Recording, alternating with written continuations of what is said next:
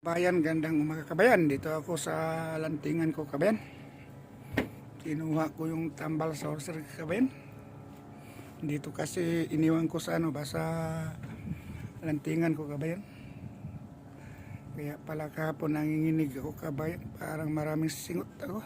Walang tigil. Dalawang gabi, dalawang araw ako nakatis. Nagbili ako ng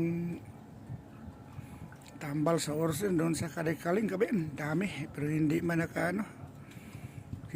Agad-agad ko kaninang umaga nagpunta dito kabayan sa lantingan ko kabayan. Kinuha ko yung tambal lang ko sa orsin. Ngayon kabayan, nakakainom ako talaga tagakawan. Parang dandahan na siyang nawala kabayan.